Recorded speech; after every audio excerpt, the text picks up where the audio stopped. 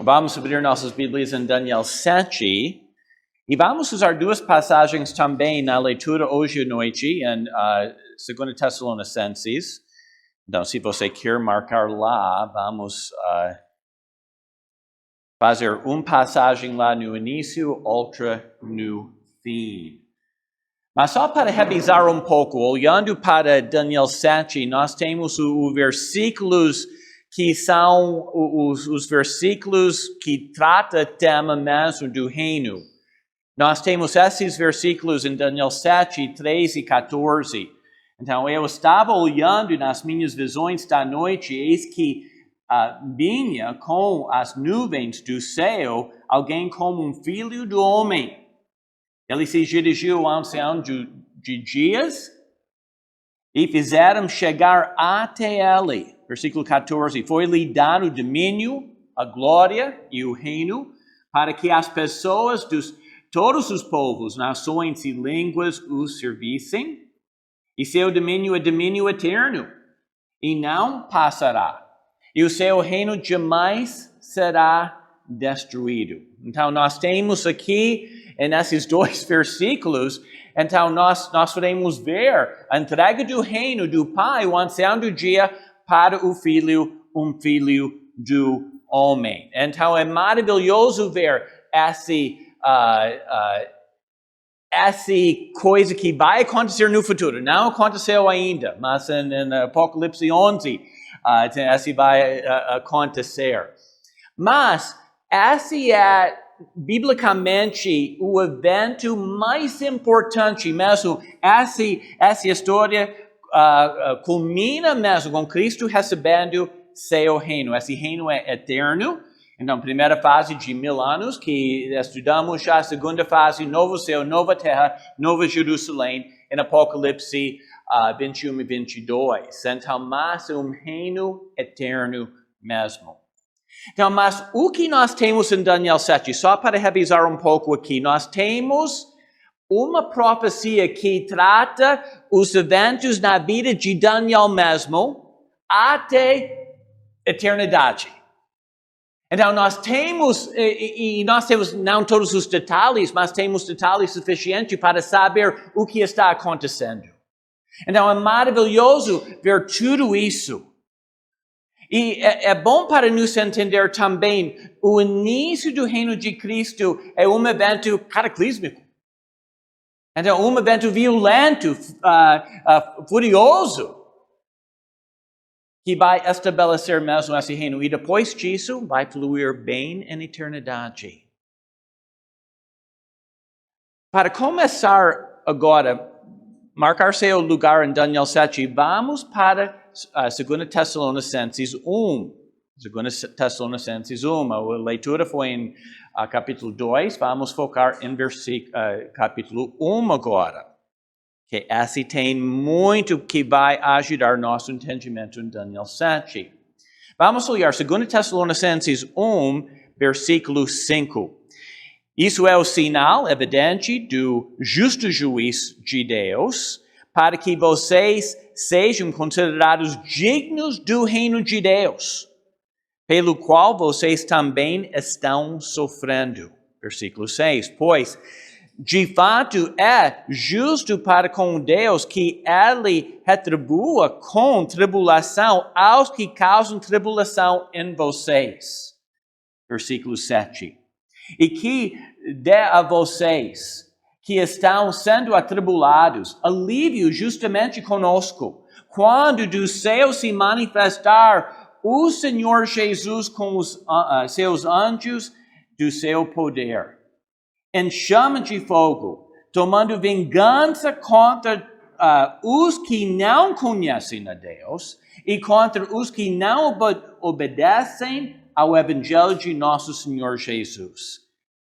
Esses sofrerão penalidade de eterna destruição, venidos da face do Senhor e da glória do seu poder. Quando Ele vier, naquele dia, para se glorificado nos seus santos e se admirado em todos os que creem, isto inclui vocês que creem em nosso testemunho.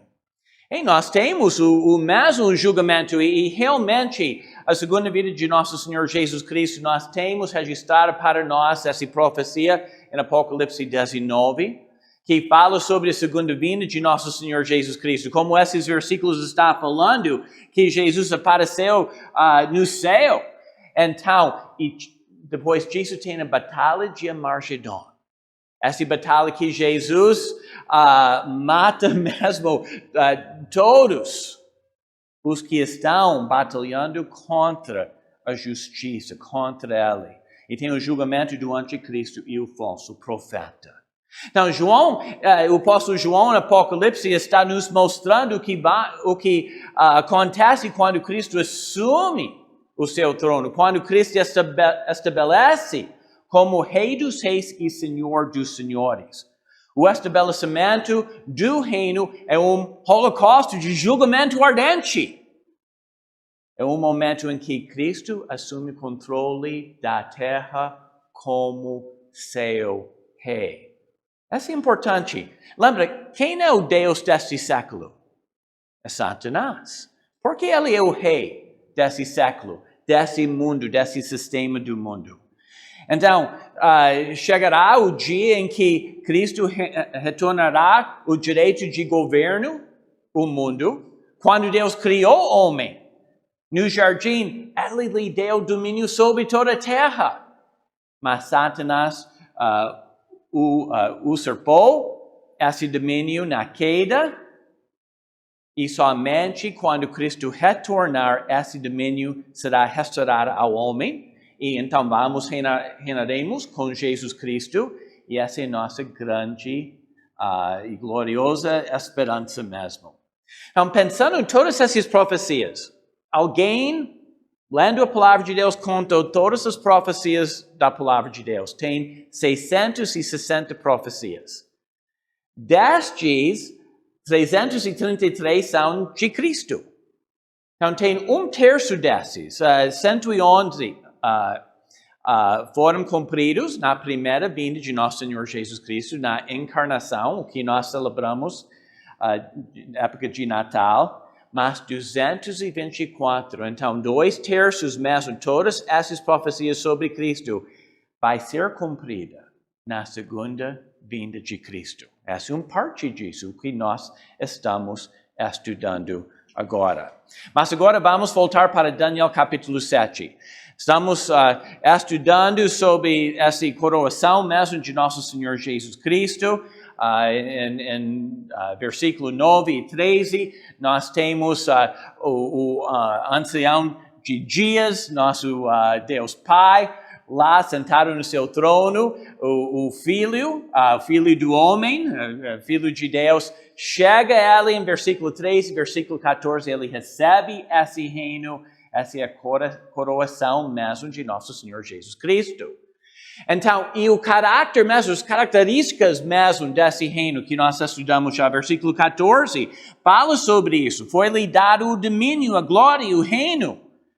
Então, o domínio, ele tem autoridade absoluta, domínio para reinar. Então, não vai ser uma democracia como nós estamos acostumados. Nós não vamos ter uma votação mais. Então, porque nós temos um rei que nos ama muito, que vai nos reinar. É maravilhoso pensar sobre isso. Então, e a glória aqui falando sobre honrar. Então, a adoração mesmo do seu povo, os santos, que vamos obedecer a Ele, vamos adorar a Ele. E tem essa tensão também. Olha, falando sobre os salvos, para que as pessoas de todos os povos, nações e línguas o servissem. Então, nós temos esse ensino que pastor Roberto nos deu, que o reino fala sobre já e ainda não. Já para todos os crentes, os filhos de Deus que têm esse reino no seu coração, Jesus reinando no seu coração, então um reino espiritual, mas ainda não, o reino de Cristo, esse reino terrestre literal de Cristo por 1000 anos e na eternidade. Graças a Deus por isso. Então, e nós temos o povo desse reino. Então, os santos, olha o versículo 18, que nós tratamos já, mas os santos do Altíssimo receberão o reino e o possuirão para todos sempre, de eternidade a eternidade. Então, nós estamos olhando para o quem, então o Rei Jesus e o que características mesmo esse reino, então, que nós tratamos, e também a cronologia do reino, que começamos semana passada, olhando para essas grandes coisas que vão acontecer e algumas coisas que já aconteceu. Então, tem alguns princípios que vamos tratar hoje à noite. Então, o primeiro princípio é isso. O reino de Cristo segue os reinos das nações. E nós estamos tratando o que Jesus falou, o tempo dos gentios. O tempo em que os gentios estavam reinando mesmo sobre Jerusalém. Então, e grande parte do mundo conhecido naquela época. Então, até esse capítulo, nós tratamos semana passada os reinos durante essa época de Daniel e seguinte. Então, versículo 4, nós tratamos o reino de leão com asas de águia, que é Babilônia. Durante a época de Daniel, esse reino de Babilônia, que conquistou Jerusalém e Judá. Então, e começou esse tempo dos gentios. O próximo foi o urso, versículo 5, Império Medo-Persa. Então, próximo depois disso, versículo 6, leopardo, falando sobre Grécia, o que nós estudamos. Então, versículo 7, a besta terrível, com dentes de ferro, que é Roma. Então, e nós podemos ver um reino que conquistou outro reino, que conquistou outro reino, que conquistou tudo. Então, na Roma, e esse reino de Roma durou por 1500 anos. Então, mas tem alguma coisa que nós terminamos com última semana. Olha, no meio de versículo 7, era diferente. Falando sobre os animais, era diferente de todos os animais que apareceram antes dele e tinha 10 chifres. Então, o reino de Cristo segue a forma final do último reino das nações. O último reino é Roma e tem uma forma de Roma que vai ter um tempo bem limitado do que os outros reinos, que vamos estudar sobre isso, sobre o líder desse. Então, esse reino, essa forma final de Roma, então vai ter 10 chifres. Lembra o que nós aprendemos? O chifre tem autoridade na Bíblia, o poder, pode ser um rei. Então, a fase final do quarto império é a monarquia de 10 reis. O versículo 24 fala isso também. E os 10 chifres correspondem a 10 reis que se levantarão daquele reino. Então, vimos 10 chifres neste reino apresentando 10 reis. Então, a forma final do Império Romano revivido seria uma confederação de 10 reis ocupando o território antigamente dominado por Roma. Então, pode ser naquele território mesmo, mas pode ser o capital lá, mas essas são 10 regiões do mundo, eles não sabem. Então, nós não sabemos, provavelmente nós vamos ficar no céu lá, nós não vamos ver tudo isso, mas é isso. Então, o terceiro princípio aqui, o reino de Cristo segue o último rei da forma final do último reino das nações. Esse é o que vamos estudar sobre hoje à noite. Então, esse último rei começa em versículo 8. Então, essa nova parte aqui desse capítulo. Olha versículo 8. Enquanto eu observava os chifres, eis que entre eles subiu outro chifre pequeno, diante do qual 3 dos primeiros chifres foram arrancados. E eis que nesse chifre havia olhos, como olhos de ser humano, e uma boca que falava com arrogância. Olha o versículo 20. Também quis saber a respeito dos 10 chifres que ele tinha na cabeça e do outro chifre que subiu, diante do qual caíram 3 chifres. Ou seja, aquele chifre que tinha olhos e uma boca que falava com arrogância e o que parecia mais forte do que os outros chifres. Olha o versículo 24. Os 10 chifres correspondem a 10 reis que se levantarão daquele reino. Depois dele se levantará outro rei que será diferente dos primeiros e derrotará 3 reis. Esses 3 versículos são um comentário que fala sobre esses 10 reis. Então, e um rei que aparece. Então, ele vai eliminar 3 outros reis e vai assumir o poder do reino.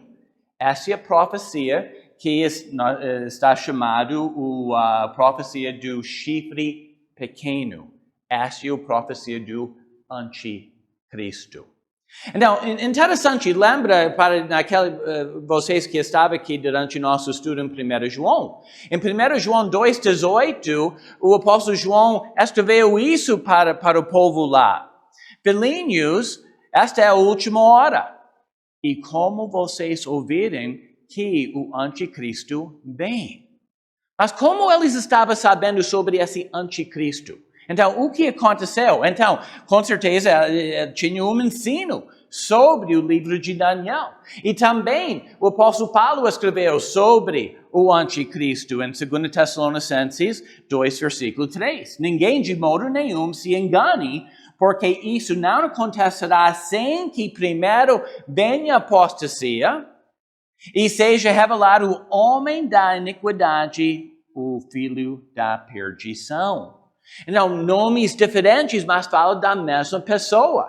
Então, até nesse livro nós temos referências para o anticristo diferente, um capítulo por outro capítulo. Mas vamos ler tudo isso. Em capítulo 7, ele é o chifre pequeno. Em capítulo 8, rei cruel e mestre em intrigas.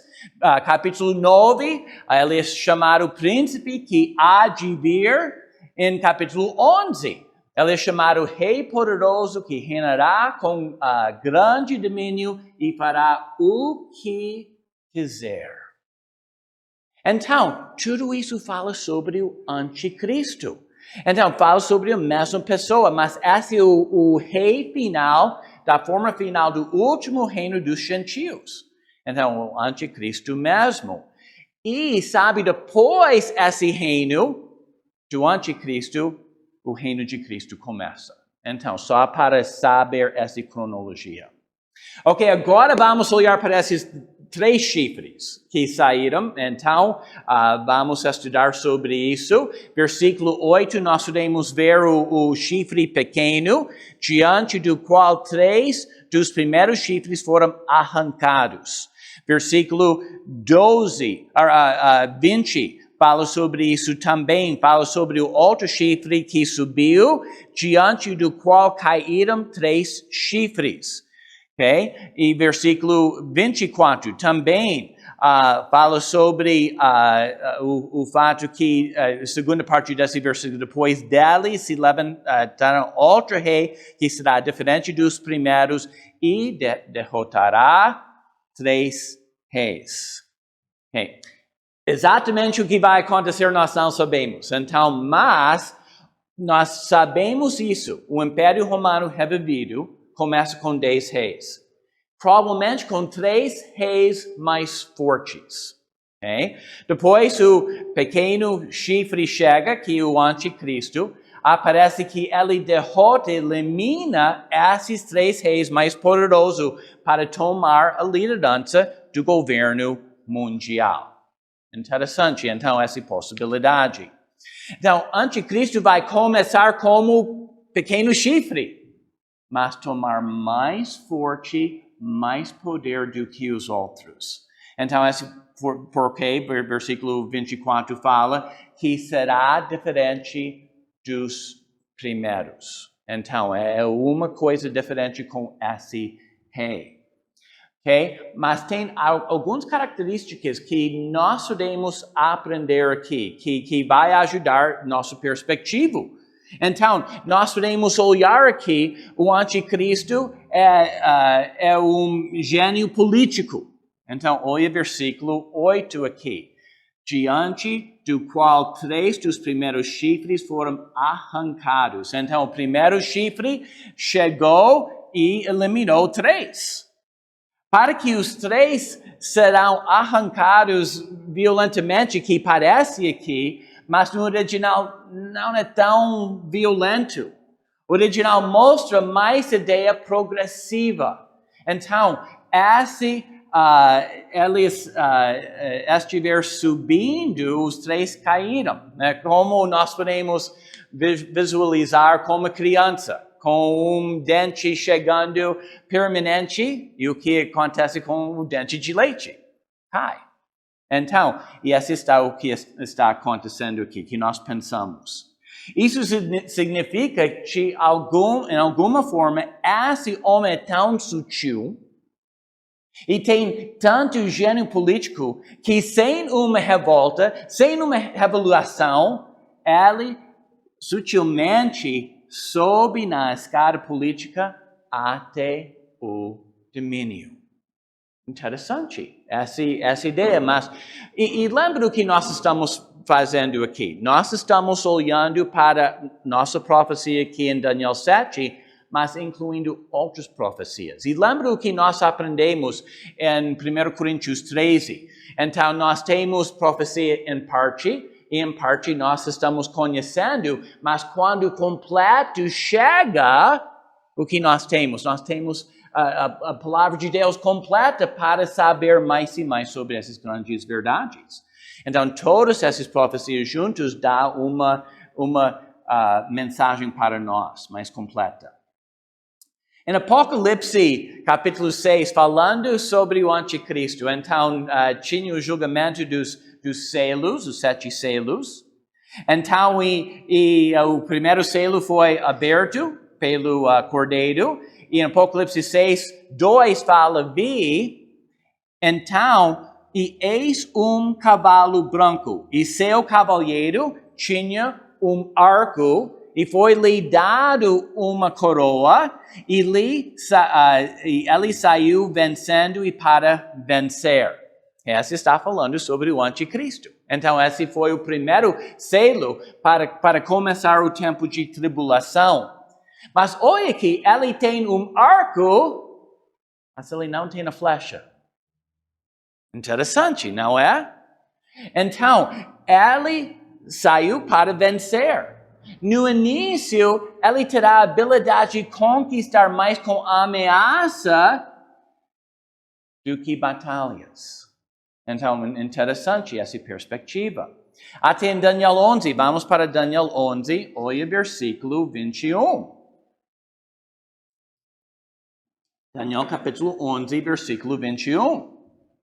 Depois se levantará em seu lugar um homem desprezível, ao qual não tinham dado a dignidade real, mas ele virá de surpresa e tomará o reino com intrigas. Então, intrigas aqui é bajulação. Não, essa habilidade de usar essa arte de bajulação, então, esse político, gênio político. Daniel 9, ele vai negociar um pacto de paz entre Israel e seus inimigos, os inimigos de Israel. Interessante disso. Então, quando isso acontece, no momento que eles assinam mesmo esse pacto de paz, começa a tribulação. Os 7 anos começam naquele dia. Então, mas tudo isso, ele tem essa grande habilidade. Ele tem grande habilidade política. Também intelectual. Olha o versículo, vamos voltar para Daniel 7. Olha versículo 8. E eis que neste chifre havia olhos, como olhos de ser humano. Então, versículo 20 fala quase a mesma coisa também no meio do versículo. Aquele chifre que tinha olhos. Aqui, olhos fala sobre inteligência, capacidade mental aqui. Então, esse anticristo será inteligente, será astuto, será bem informado. Está dá conselho de valor. Então, é capaz também de resolver problemas. Então, imagine um homem que chega na cena capaz de resolver os problemas do mundo. E todo mundo vai pensar, olha, esse é como o Messias, para resolver todos esses problemas do mundo. Então, mas hoje o anticristo também é o gênio de oratória. Então, a arte de falar. Ele está capaz de articular de maneira maravilhosa. Habilidade de cativar com suas palavras. Olha versículo 8. Então, e uma boca que falava com arrogância. Versículo 20, uma boca que falava com arrogância. Versículo 25, ele falará contra o Altíssimo. Até no Apocalipse 13, versículo 5 fala, foi-lhe dado uma boca que proferia arrogância e blasfêmias. Então, o anticristo terá grande habilidade de convencer o mundo descrente para seguir sua liderança. E ele vai falar também contra a palavra de Deus, para rejeitar a palavra de Deus. E o mundo descrente vão aceitar a liderança dele. Então, para seguir essa liderança. Então, nós podemos ver também o anticristo é o gênio militar. Versículo 23 em Daniel 7. Ele devorará toda a terra e a pisará com seus pés e fará em pedaços. Quando ele ascende no lugar pacificamente, quando ele obtém seu reino pelo bajulação, então depois disso, então o holocausto começa. Então pensa sobre isso, a igreja verdadeira. Pensa sobre o tempo da igreja. O tempo da igreja, nós estamos nessa época da igreja, essa vai terminar com o arrebatamento. Okay? Nós não somos na cena aqui na terra. Nós somos lá no céu, graças a Deus, com nossos corpos glorificados. Mas durante a tribulação, milhares e milhares de pessoas vão aceitar Jesus como seu Salvador. Judeus e gentios. É maravilhoso ver quantos judeus vão aceitar Jesus como seu Salvador durante a tribulação. Mas tem ainda a igreja falsa que vai subir. Então, a igreja única mundial, a igreja do falso profeta. Então, a falsa igreja será ligada com o anticristo. E o anticristo deixará a igreja em paz por um tempo. E então, de repente, a Bíblia diz, ele vai consumir esse falso sistema e exigir todo mundo o adore. Então, tudo isso vai acontecer no futuro. Assim, por um tempo, por meio da bajulação e a paz, ele alcança seus objetivos, mas se torna uma potência militar para perseguir a igreja verdadeira, que vai existir durante esse tempo da tribulação. Então, até Apocalipse 13, versículo 4, fala isso. Quem é semelhante à besta? Quem pode lutar contra ela? Então, ela fala besta, anticristo, a mesma pessoa. Okay? O anticristo é o gênio comercial também. Ele vai controlar a economia. Então, em Apocalipse 18, ele cria sistema econômico mundial que vamos olhar para isso semana que vem. Nós não temos tempo hoje à noite para tratar isso, mas aspecto mesmo da sua função durante a tribulação. E o anticristo é gênio religioso também. Ele terá carisma. Ele vai apresentar a si mesmo como o Cristo, como o Messias. E no início, até os judeus vão pensar, o Messias chegou. Então, ele será falso Cristo. Será visto como grande líder religioso. Ele deixará que o mundo o adore. Com certeza. Então, em Apocalipse 13, versículo 8, e ela, falando sobre a besta, será adorada por todos os que habitam sobre a terra.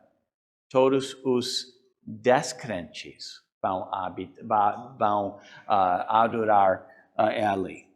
Então, Daniel 7, olha versículo 25. Ele falará contra o Altíssimo. Então, essa tem a ideia que ele vai imitar, declarar que ele é Deus. E realmente nós temos em nossa Trindade, nós temos Deus Pai, Deus Filho e Deus Espírito Santo. Naquela época vai ter outra Trindade. O dragão, que é Satanás, que vai agir como Deus Pai. Então, o anticristo, que vai agir como Deus Filho. Então, o Cristo mesmo, e o falso profeta, que vai agir como o Espírito Santo. Então, nós temos essa trindade que vai ser envolvida aqui na terra durante a tribulação. Versículo 25, e tentará mudar os tempos e a lei. Então, o dia de adorar a Deus, ele vai mudar. A lei moral de Deus, ele vai mudar. Ele fará tudo o que puder para mudar tudo que Deus estabeleceu. Então, por quê? Ele quer desviar pessoas da verdade. E para os descrentes, seguindo isso, nós podemos ver o que vai acontecer. Com toda essa em nossa mente, agora vamos para 2 Tessalonicenses 2. Nós temos nossa leitura que Luiz fez hoje à noite para nós. Tem mais que vamos tratar ainda. Mas hoje à noite vamos concluir aqui. Olha 2 Tessalonicenses 2, versículo 7. Para ajudar nossa perspectiva em toda essa época que vai acontecer. Porque o mistério da iniquidade já opera. E aguarda somente o que se afastado, aquele que agora o detém. Okay? Deixa-me explicar esse versículo. Esse versículo está falando sobre o mistério da iniquidade. Então, nesse mundo tem iniquidade, sim. Mas não tem o nível de iniquidade que vai ter durante a tribulação. Por quê? Porque o Espírito Santo está envolvido em nossas vidas agora. Então, o Espírito Santo em nossas vidas detém essa iniquidade aumentando até mais. Então, nossa sociedade com mais pessoas salvos. Então, tem um efeito da sociedade que a iniquidade não pode subir até como pode. Então, durante a época de tribulação. Mas o que vai acontecer? No momento da arrebatamento, quando toda a igreja verdadeira, os mortos primeiro, depois os vivos, vão sair. Então, não tem mais essa influência do Espírito Santo como nós temos agora. Então, assim vai acontecer, versículo 8. Então será revelado o iníquo, a quem o Senhor Jesus matará com o sopro da sua boca e destruirá da manifestação de sua vinda. Então, assim vai acontecer no fim da tribulação. A última parte, o último evento da tribulação é a segunda vinda de nosso Senhor Jesus Cristo, a batalha de Armagedon, ele vai ser destruído. E Jesus vai ganhar essa vitória, graças a Deus. Mas, olha aqui versículo 9. Porque nós podemos ver o que vai acontecer durante a tribulação. Ora, o aparecimento do iníquo é segundo a ação de Satanás, com todo o poder, sinais e prodígios da mentira. Ele vai fazer coisas maravilhosas. Então, ele vai ter esse poder mesmo de Satanás. Versículo 10. E com todo o engano de injustiça aos que estão perecendo, os descrentes, porque não acolheram o amor da verdade para serem salvos. Então, o anticristo pode influenciar os descrentes para não aceitar mesmo. E eles não aceitaram mesmo a salvação do nosso Senhor Jesus Cristo quando Deus estava tocando o seu coração para fazer essa grande decisão. Versículo 11. É por este motivo que Deus lhe envia a operação do erro para darem crédito à mentira. Para aqueles que rejeitaram salvação do nosso Senhor Jesus Cristo, então, durante a tribulação, não foi possível para eles fazer uma decisão de aceitar Jesus. Versículo 12, a fim de serem condenados todos os que não creem na verdade, mas tiveram prazer em justiça. Isso é um grande aviso da palavra de Deus, que Deus está dando para a nossa geração. Antes de tudo isso aconteceu. Então, está um aviso para aqueles que precisam ainda aceitar Jesus como seu Salvador. É muito importante, enquanto Deus está fazendo essa obra em sua vida, você precisa responder a Jesus Cristo para aceitar Jesus como seu Salvador. Porque o poder diante de Cristo para enganar os descrentes é muito forte. Porque os perdidos não acolheram o amor da verdade para serem salvos. Oh, não rejeita o Evangelho. Não fala não para o Espírito Santo quando Ele está tocando o seu coração.